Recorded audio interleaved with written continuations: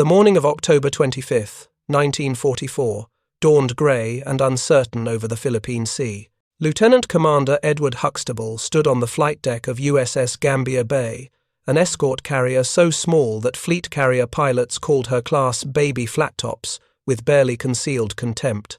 The deck beneath his boots measured just over 500 feet long, barely two-thirds the length of the Essex-class carriers that drew all the glory and headlines.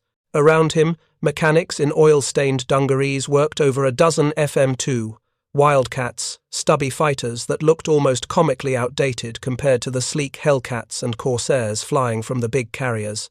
Huxtable checked his watch. 06:45. In the pre-dawn darkness, radar operators below decks had picked up a contact to the north.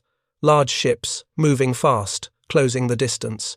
The assumption aboard Gambier Bay and her sister carriers of Taffy 3 was that these were friendly vessels, perhaps Admiral Halsey's Third Fleet returning from the north. But something felt wrong. The radio chatter carried an edge of confusion. The destroyer escorts were signalling frantically. And then, at 06:58, the horizon erupted. Massive geysers of water, taller than the carrier's mast, climbed skyward in brilliant columns of white and green. The sound followed seconds later, a thunderous rolling boom that seemed to come from the sea itself. Huxtable's blood went cold. Those were not bombs, those were naval shells, the kind fired from battleship guns, weapons so powerful they could sink a destroyer with a single hit. And they were bracketing Gambier Bay. If you're enjoying this deep dive into the story, hit the subscribe button and let us know in the comments from where in the world you are watching from today. Within minutes, the impossible became terrifyingly real. Emerging from the mist and rain squalls came the silhouettes of Japanese warships.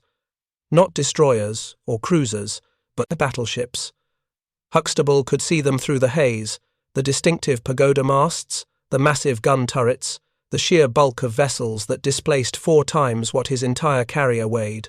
This was Admiral Kurita's center force, the most powerful surface fleet Japan still possessed, bearing down on 6 escort carriers that had been designed to hunt submarines and provide air support for amphibious landings, not to fight battleships. The question that would define the next 2 hours was simple and terrible. Could obsolete fighters launched from makeshift carriers hold off the most powerful battleships in the Japanese Navy? Everything about the situation suggested the answer was no. The FM-2 Wildcat was a fighter designed in 1940, before Pearl Harbor, before anyone understood what modern carrier warfare would demand. It was underpowered, underarmed, and according to every tactical manual, outclassed by Japanese Zero fighters in almost every category. The escort carriers themselves were converted merchant hulls, built for economy not combat, with thin armor that could barely stop machine gun fire, let alone 14-inch shells.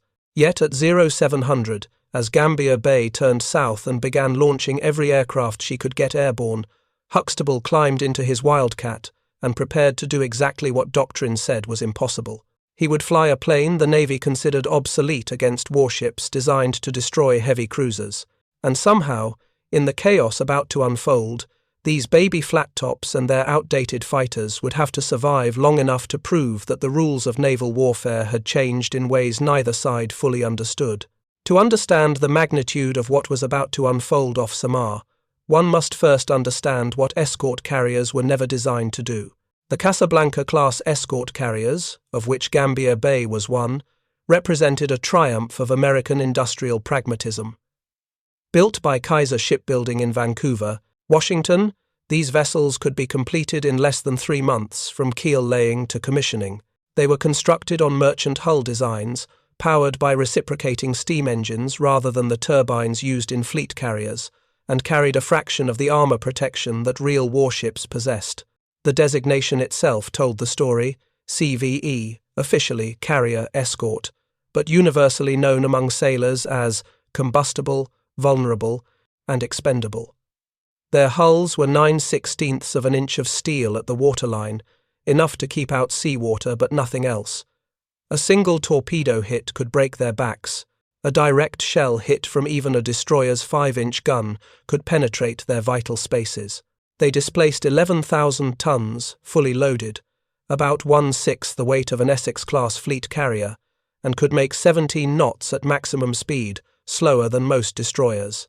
Their mission profile was equally modest. Escort carriers existed to provide air cover for convoys crossing the Atlantic, protecting merchant ships from German U-boats.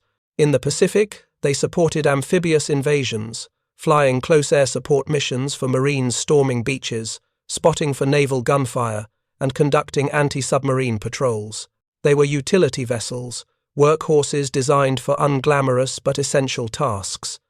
Their air groups reflected this secondary status. Each escort carrier embarked roughly 28 aircraft, 18 FM-2 Wildcats for fighter duties and 10 TBM Avenger torpedo bombers for strikes against surface targets and submarines. The FM-2 Wildcat itself was an evolutionary dead end in American fighter design. General Motors' Eastern Aircraft Division built them under license from Grumman, which had moved on to producing the far superior F-6F Hellcat for fleet carriers. The FM-2 was lighter than earlier Wildcat variants, powered by a Wright R1820 Cyclone engine producing 1,300 horsepower. It could reach 292 miles per hour at its maximum speed, carry 450 caliber machine guns in its wings, and operate from the shorter flight decks of escort carriers thanks to its relatively low stall speed. If you're enjoying this deep dive into the story, hit the subscribe button and let us know in the comments from where in the world you are watching from today. But compared to the fighters flying from fleet carriers in 1944, the Wildcat was hopelessly outmatched. The F-6F Hellcat could fly over 370 miles per hour. The F-4U Corsair exceeded 400. Both carried 650 caliber guns and had the range and performance to escort bombers deep into enemy territory.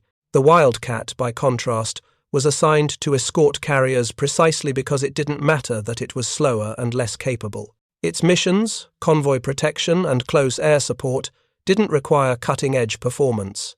The doctrine governing escort carrier operations assumed they would never face enemy surface ships, let alone battleships. American war planning in the Pacific centered on the fast carrier task forces, groups of fleet carriers escorted by battleships, cruisers, and destroyers that could steam at 30 knots and project power across hundreds of miles. These task forces would engage and destroy Japanese naval power. Escort carriers would follow behind, supporting the amphibious forces that would seize and hold territory. This division of labor made perfect sense given the industrial capacity of the United States. By October 1944, America had built over 50 escort carriers and was producing them faster than pilots could be trained to fly from them. They were expendable in the coldest strategic sense, cheap enough that losing one wouldn't alter the war's outcome, numerous enough that their missions would continue regardless. The men who flew from them understood this calculus. They were not the elite squadrons flying from Lexington or Enterprise.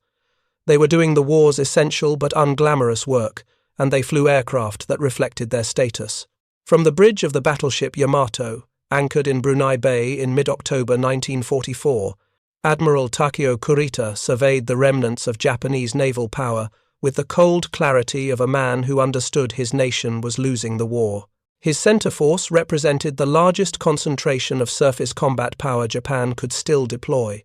The super-battleships Yamato and Musashi, the battleships Nagato, Kongo, and Haruna, 12 heavy and light cruisers, and 15 destroyers. On paper, it was a fleet capable of destroying anything it encountered. The plan was desperate, but not without logic. American forces had landed on Leyte in the central Philippines on October 20th. If those landings succeeded, Japan would lose access to the oil and raw materials of the Dutch East Indies, the empire's economic lifeline. The Japanese Navy conceived a complex operation. Kurita's center force would transit the San Bernardino Strait and fall upon the American invasion fleet at Leyte Gulf from the north, while Vice Admiral Shoji Nishimura's southern force would attack through Surigao Strait from the south. To draw away the American fast carriers, Vice Admiral Jisaburo Ozawa would offer his own carriers as bait, steaming south from Japan with vessels that carried almost no aircraft. It was a plan born of desperation, but it rested on assumptions that Japanese naval officers had held for decades. The decisive battle, the Kantai Kessen that would determine the war's outcome, would be fought between surface ships. Battleships with their massive guns and heavy armor would be the war's arbiters. Aircraft carriers might open battles, but battleships would finish them. This belief persisted even after Midway, even after the steady attrition of Japan's carrier air groups, even after American submarines had cut Japan's supply lines and forced the fleet to operate from bases in Southeast Asia. If you're enjoying this deep dive into the story, hit the subscribe button and let us know in the comments from where in the world you are watching from today. Japanese battleship design philosophy had always emphasized quality over quantity.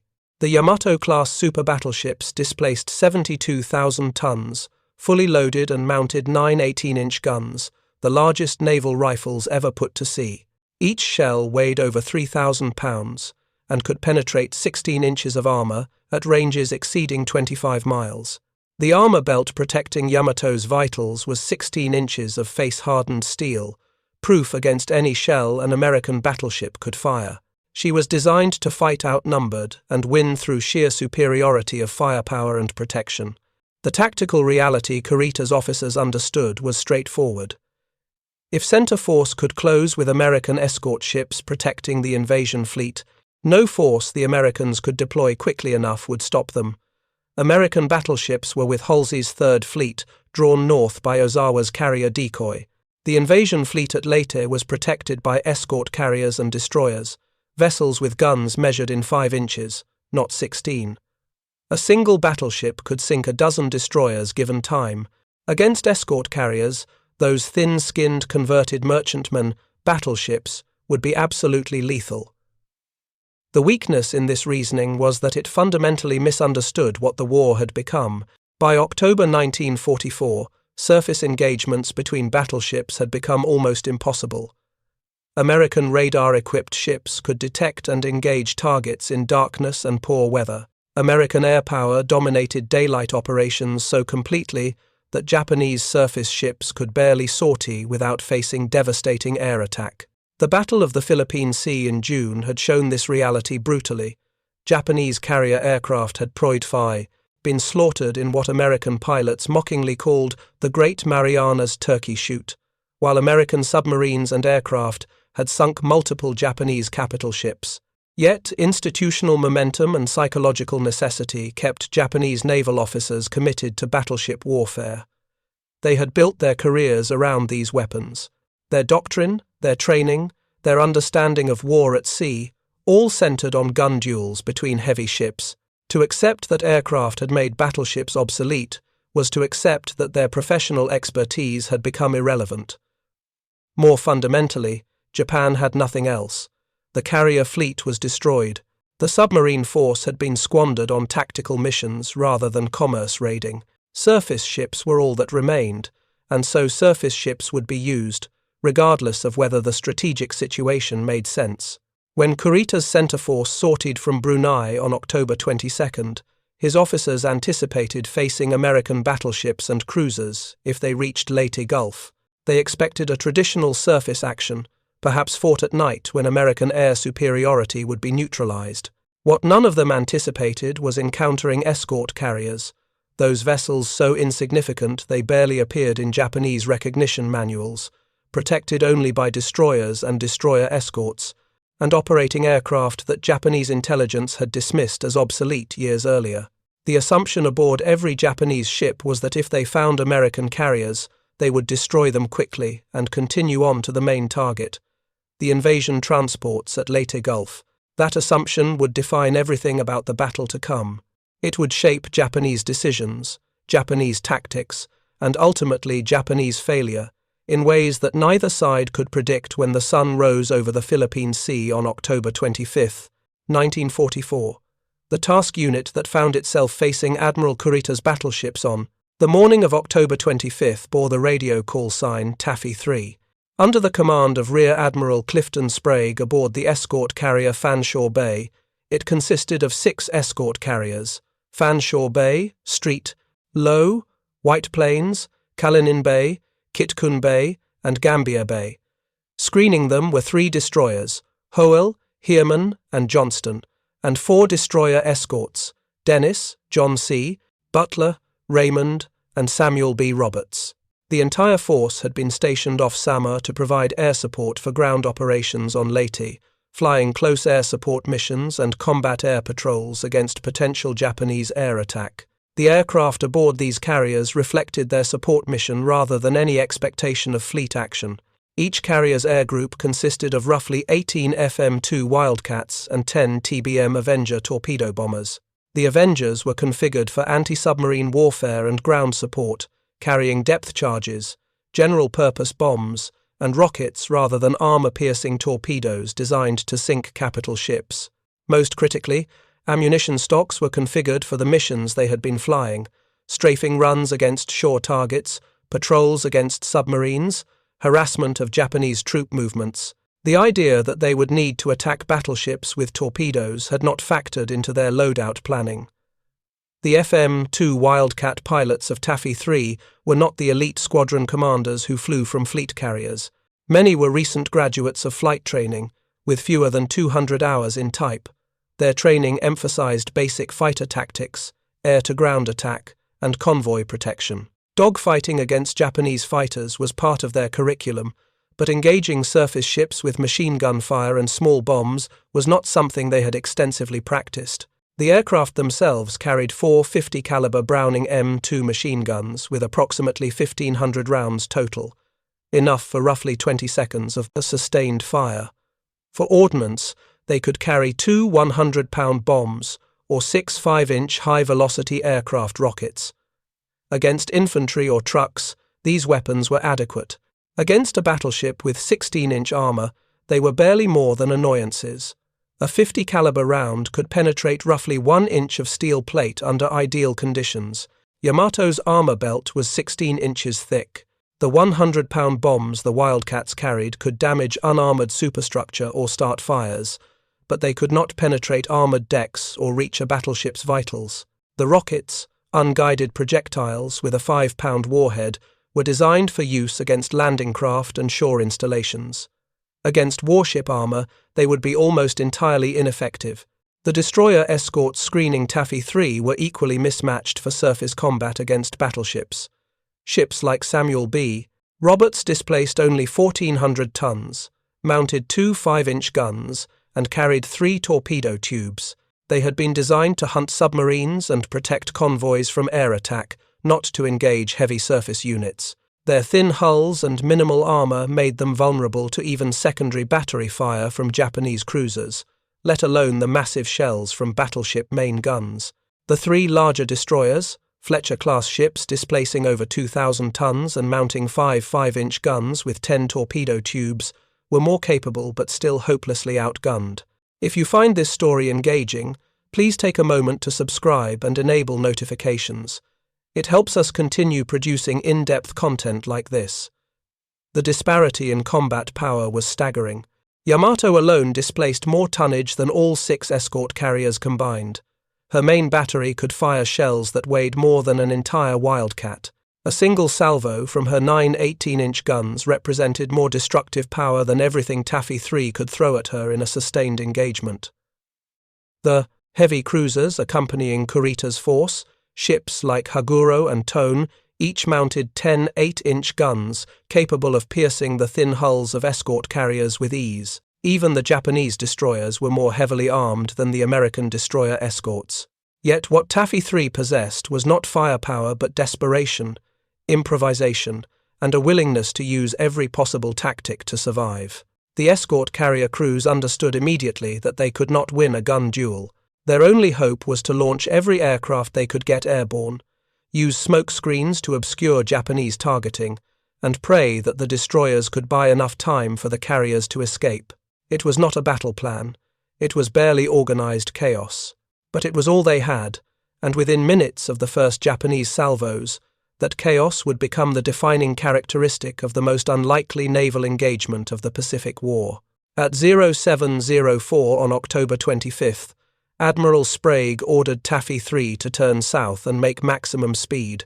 The escort carriers could manage 17 knots, perhaps 18 if their engineers pushed the reciprocating engines beyond safety margins.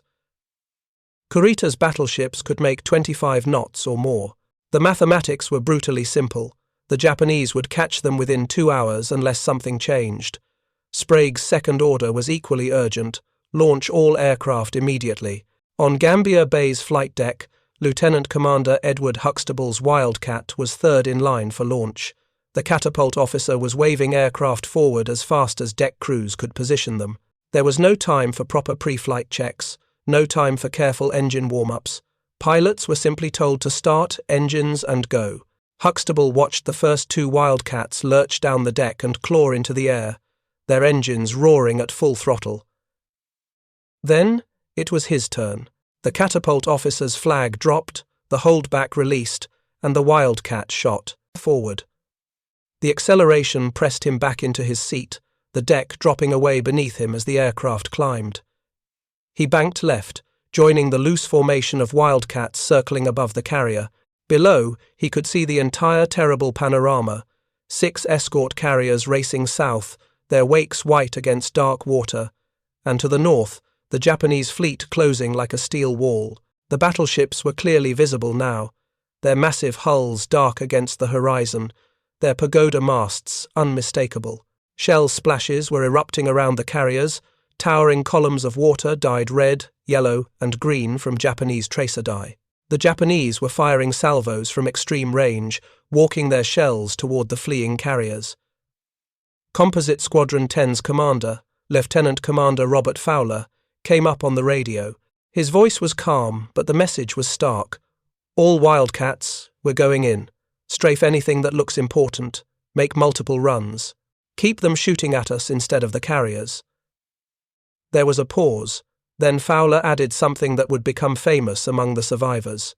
We'll improvise as we go. The first attack run was chaos. Huxtable pushed his Wildcat's throttle to full and dove toward the nearest heavy cruiser, a ship he would later learn was Tone. The cruiser's superstructure bristled with anti-aircraft guns, and as the Wildcats approached, tracers began arcing toward them in streams of light. Huxtable lined up on the cruiser's bridge and pressed the firing button. The 450 caliber guns hammered, the Wildcat shuddering with recoil. He could see his tracers sparking off the cruiser's superstructure, bright flashes against grey steel, but no visible damage. He pulled up at less than 500 feet, the cruiser's mast flashing past his wing, and climbed away. Behind him, other Wildcats were making their runs. Some targeted battleships, their machine gun fire sparking off armoured turrets and superstructures with no apparent effect whatsoever. Others attacked destroyers and cruisers, hoping to damage fire control systems or communications gear. A few Wildcats carried small bombs, which they dropped with little accuracy from high-speed dives. Most of the bombs missed. Those that hit detonated against armoured surfaces without penetrating. The Japanese response was ferocious. Every ship in Kurita's formation seemed to be firing, filling the sky with anti-aircraft fire. Huxtable saw one Wildcat take hits, smoke pouring from its engine cowling as the pilot struggled to keep it airborne. Another Wildcat exploded in mid-air, hit by a direct burst from a 5-inch shell. The debris tumbled into the sea, leaving only an oil slick. Yet the attacks continued. Wildcats dove, strafed, pulled up, circled, and dove again. They had almost no ability to damage the ships they were attacking, but they were disrupting Japanese fire control and forcing the fleet to maneuver. More critically, the Avengers were beginning their attacks. The TBM Avengers from Taffy 3's carriers were armed with whatever torpedoes and bombs could be hastily loaded. Some carried torpedoes intended for submarine attacks, not armor-piercing weapons designed for battleships, but torpedoes nonetheless. Lieutenant Walter Crocker led a flight of 4 Avengers from Kitkun Bay in a torpedo run against Yamato herself. They approached from different angles, forcing the battleship to turn and reducing her effective fire on the carriers. Yamato's captain maneuvered frantically, and the massive ship heeled over as she turned to comb the torpedo wakes. The torpedoes, running shallow and slow compared to proper aerial torpedoes, missed as Yamato's bulk swung parallel to their tracks. But the attack forced Yamato to turn away from the carriers for precious minutes, breaking her pursuit. Other Avengers attacked heavy cruisers, their torpedoes forcing evasive maneuvers and disrupting formation cohesion. Japanese ships began turning, independently, some closing with the carriers while others maneuvered to avoid torpedoes. The battle was becoming what the Japanese had never expected.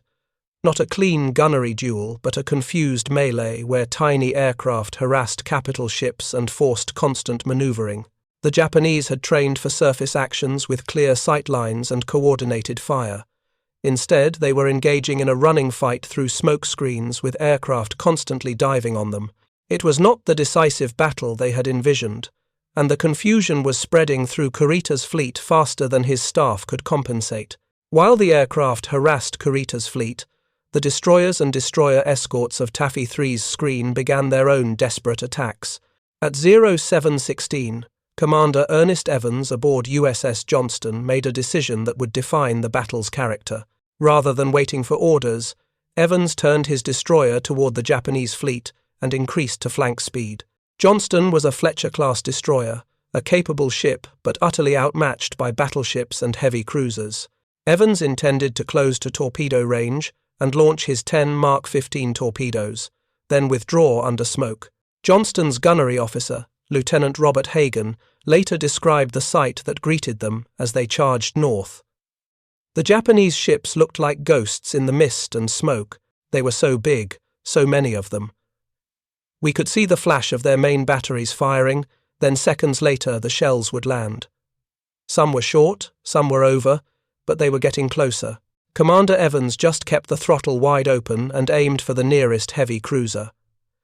At 0724, Johnston opened fire with her 5-inch guns at a range of 18,000 yards, nearly 9 miles. The 5-inch guns could not penetrate cruiser armor at that range, but the sudden appearance of shell splashes near the Japanese formation caused momentary confusion. Japanese spotters reported destroyers attacking, and several cruisers shifted fire from the carriers to engage Johnston. This was exactly what Evans intended: draw fire away from the vulnerable carriers. At 7,000 yards, Johnston launched her torpedoes in 2 salvos. The Mark 15 torpedoes ran hot and true, their wakes visible as white lines across the dark water. Evans ordered hard left rudder, and Johnston heeled over into a tight turn, her crew generating smoke from chemical generators and her funnels. The smoke screen billowed behind her, a thick black curtain that obscured the carriers from Japanese spotters. One of Johnston's torpedoes struck the heavy cruiser Kumano, hitting near the bow and blowing off the cruiser's entire front section. Kumano slewed to port, flooding and losing speed, and fell out of formation. She would survive the battle but would never regain combat capability. Johnston's audacious attack had removed one heavy cruiser from the battle in exchange for revealing her position to the entire Japanese fleet. Within minutes, Johnston was receiving fire from multiple Japanese ships. Heavy cruiser 8-inch shells began landing around her, walking closer with each salvo. At 0730, a salvo of 3 14-inch shells from the battleship Congo struck Johnston. The first shell hit the bridge, killing several officers and wounding Commander Evans. The second penetrated the aft engine room, destroying one engine and killing the men stationed there. The third hit near the stern, wrecking the aftergun mounts and steering gear. Johnston staggered from the impacts, her speed dropping to 17 knots, her stern on fire, her bridge wrecked, yet she remained in action. Evans, bleeding from shrapnel wounds, directed damage control from the shattered bridge. The surviving gun crews continued firing. Johnston's engineering officer, Lieutenant Joe Carney, reported to the bridge by sound-powered telephone. "We've lost one engine and the other's overheating. I can give you 17 knots for maybe 20 minutes, then we'll be down to 10. The other destroyers and destroyer escorts were making their own runs. USS Hole charged north, launching torpedoes at the battleship Congo and heavy cruisers. She too was hit repeatedly, her forward gun mount destroyed, her bridge damaged, fires spreading along her deck. USS Heermann maneuvered between the carriers and the Japanese fleet, firing continuously and laying smoke. The destroyer escorts, Samuel B. Roberts, Dennis, Raymond, and John C. Butler, each displacing a fraction of the Japanese heavy cruisers, pressed their attacks with reckless courage. Samuel B. Roberts, commanded by Lieutenant Commander Robert Copeland, closed to within 4,000 yards of the heavy cruiser Chikuma and fired over 600 5-inch shells in a sustained 40-minute duel. Copeland later testified that his crew fired so rapidly that the gun barrels glowed red and the paint blistered off. "We just kept firing. We knew we couldn't hurt them seriously, but we could make them uncomfortable. We could make them focus on us instead of the carriers." The cumulative effect of these attacks was psychological as much as material. Kurita's fleet was being attacked from every direction by aircraft and small ships that refused to break off. Japanese formation cohesion deteriorated as individual ships maneuvered to avoid torpedoes and respond to attacks. The clear battle plan, close with the carriers and destroy them with gunfire, dissolved into a confused melee where Japanese captains made independent decisions without coordinated control. The smoke screens laid by the destroyers reduced visibility to a few hundred yards in places, making Japanese gunnery sporadic and inaccurate. Yet the cost was terrible. By 0800, Johnston was dead in the water, her remaining engine destroyed, fires out of control. Hoel capsized and sank at 0855 after absorbing over 40 hits from Japanese guns. Samuel B. Roberts took a salvo of 14-inch shells that broke her back. She sank at 0900. The carriers themselves were under direct fire, and at 0820, Gambier Bay, already hit multiple times, began to list. She would sink at 0907, the only American carrier sunk by surface gunfire in the entire war. But Taffy 3 was not destroyed. The attacks by destroyers, destroyer escorts and aircraft had bought time, disrupted Japanese pursuit, and inflicted enough confusion that Kurita's fleet lost its momentum. The battle was not over, but the opening phase had revealed something profound. Obsolete fighters and outmatched escorts, fighting with desperation and improvisation, could hold off the most powerful surface fleet Japan possessed. The tactical situation had not changed, but the psychological balance had shifted in ways that would determine everything that followed. At 0911 on October 25, 1944, Admiral Takeo Kurita made a decision that would haunt Japanese naval history. Standing on Yamato's bridge, observing the chaotic battle through smoke and rain squalls, he ordered his center force to break off the attack and withdraw north. The escort carriers of Taffy 3, battered and burning, were escaping to the south. The path to Leyte Gulf and the vulnerable American invasion transports lay open, yet Kurita turned away. The decision has been analyzed and debated by naval historians for 8 decades. On the surface, it appeared inexplicable. Kurita's force, despite the fierce resistance, remained largely intact. Yamato was undamaged. Most of his heavy cruisers could still fight. His destroyers had expended torpedoes, but retained their guns. Against the thin-skinned transports and supply ships at Leyte Gulf, even a diminished center force would have been devastating. The mission, the entire purpose of the operation, required pressing forward regardless of losses. But the view from Yamato's bridge told a different story than the tactical map suggested. Kurita had been in continuous combat for 3 days. On October 23rd, American submarines had torpedoed his flagship, the heavy cruiser Atago, forcing him to swim for his life and transfer to Yamato. 2 other heavy cruisers had been sunk in the same attack. On October 24th, American carrier aircraft from Halsey's Third Fleet had attacked center force in the Sibuyan Sea, sinking the super-battleship Musashi after she absorbed an estimated 20 torpedo and 17 bomb hits. Kurita himself had been knocked unconscious by a near miss and spent hours incapacitated. Now, off Samar, his force was under continuous air attack from what he believed were fleet carriers. Japanese identification of the escort carriers had been poor. In the confusion of battle, with American aircraft swarming overhead and destroyers charging through smoke screens, Kurita's staff concluded they were facing a much larger force than actually existed. Radio intercepts of American communications, partially decoded, suggested multiple carrier groups in the area. Kurita believed he was engaging the edge of a major American fleet that would soon bring overwhelming force against him. The psychological impact of the sustained attacks was profound. Japanese doctrine assumed that once capital ships closed with American carriers, the battle would be decided by gunfire. Instead, the carriers had launched aircraft continuously, and those aircraft kept attacking despite losses. The American destroyers had charged into point-blank range with suicidal courage, launching torpedoes and engaging heavy cruisers with 5-inch guns. Nothing in Kurita's experience or training prepared him for this kind of resistance from vessels he considered negligible. Moreover, the physical exhaustion of 3 days' combat had taken its toll. Kurita was 55 years old, had been in freezing water after Otago, sank, had been knocked unconscious, and had not slept more than a few hours since departing Brunei. His staff was similarly exhausted. Decision-making under such conditions becomes impaired, and the natural human tendency is toward caution rather than aggression.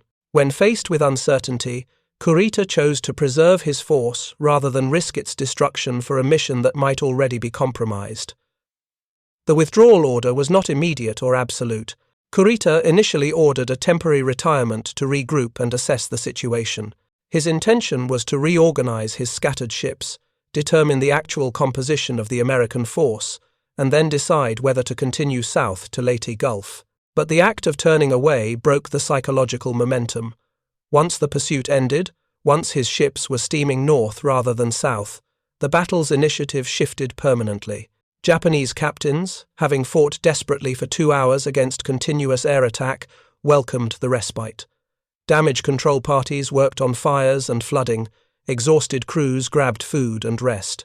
The fleet's coherence, already badly disrupted by the melee off Samar, could not be easily restored.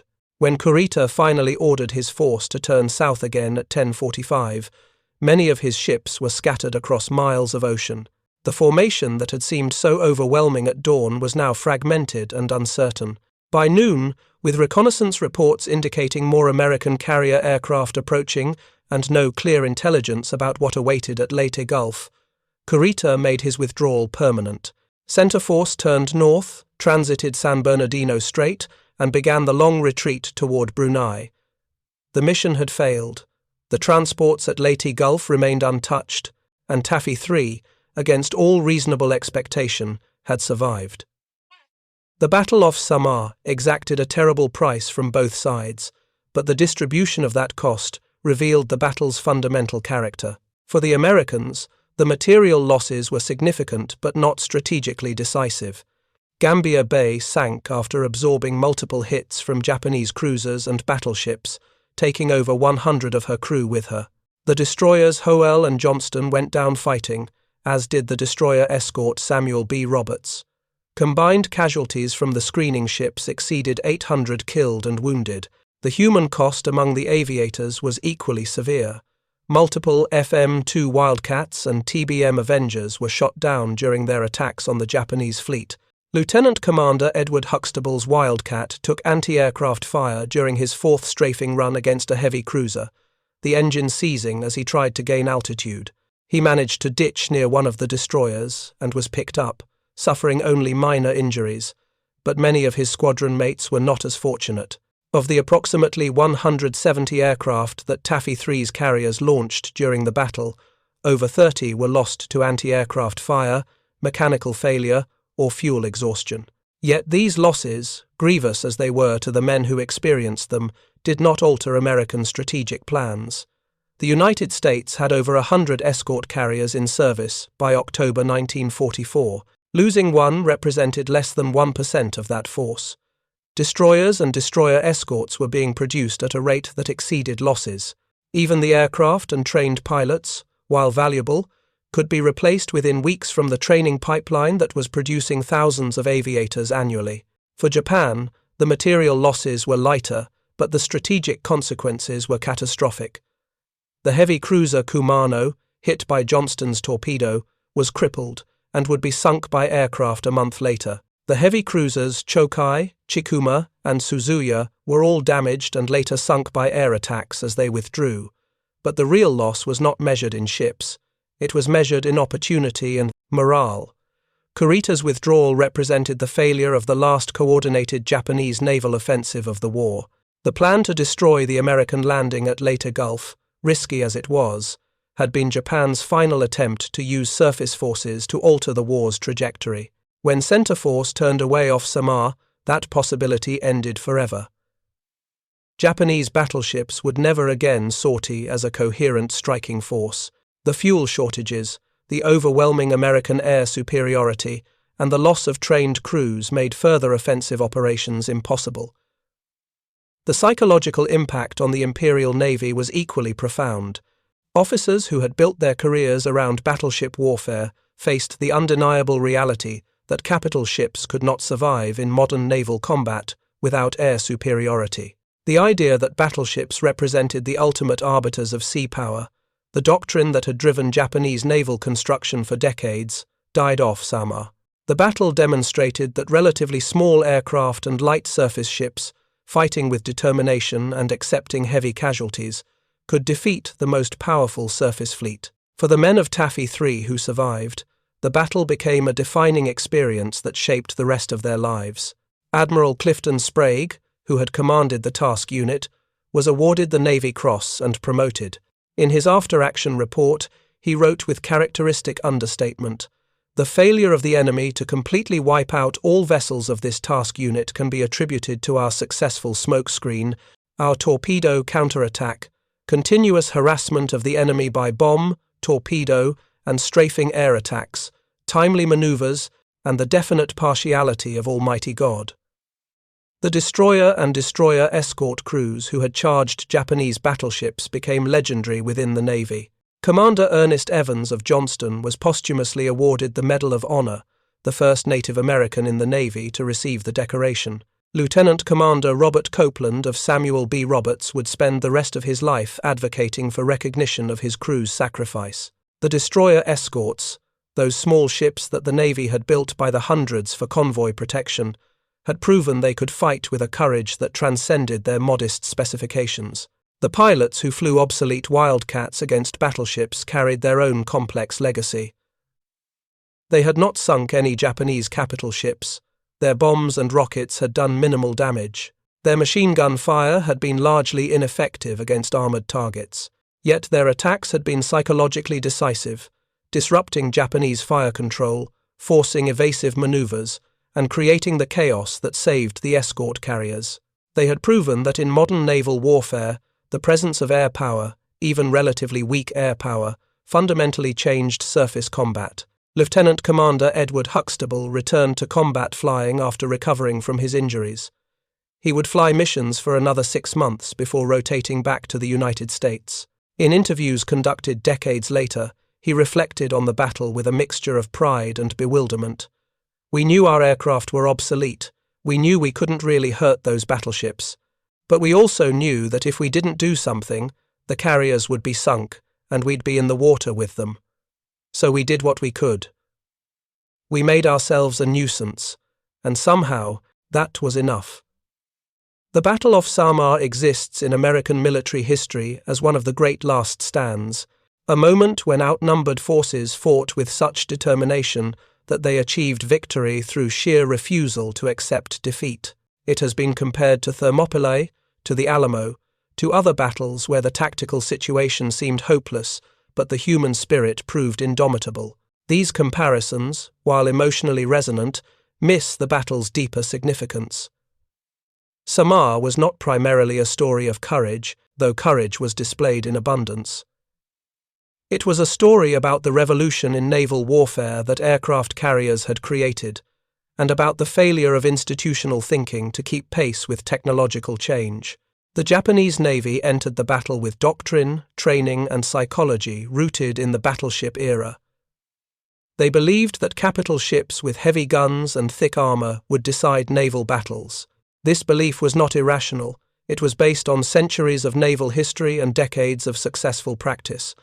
But the aircraft carrier had fundamentally altered the equation. By 1944, surface ships operating without air cover could not survive against determined air attack. The Battle of the Philippine Sea in June had demonstrated this with the destruction of Japanese carrier air groups.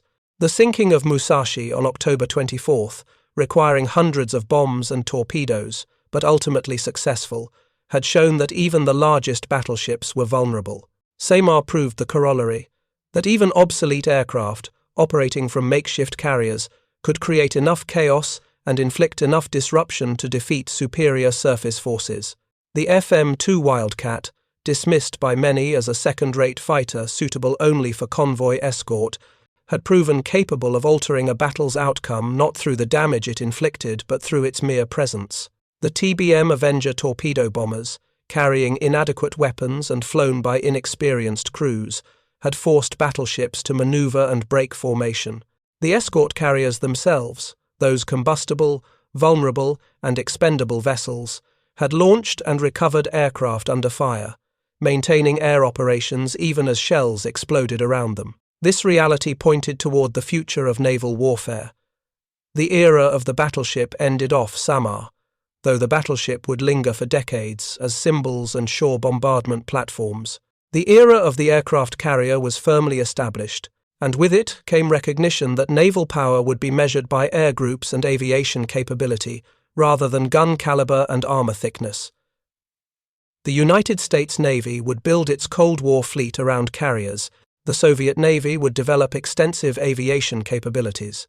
Even nations without carriers would invest in naval aviation and anti-ship missiles, weapons that extended the principle that ships could be attacked from beyond visual range. For the men who fought off Samar, these strategic implications were distant abstractions. They had faced death in its most immediate form: shells the size of automobiles landing among fragile ships, aircraft exploding from anti-aircraft fire, the cold water of the Philippine Sea claiming those whose ships went down. The battle's meaning for them was personal and immediate. They had been asked to do the impossible and had somehow accomplished it. In the decades after the war, survivors would gather at reunions to remember shipmates who never came home. They would tell stories that grew more detailed with each passing year, memory reinforcing memory, creating a collective narrative of what they had endured. Some struggled with survivors' guilt, wondering why they had lived when so many had died. Others carried anger at the strategic decisions that had placed them in such desperate circumstances.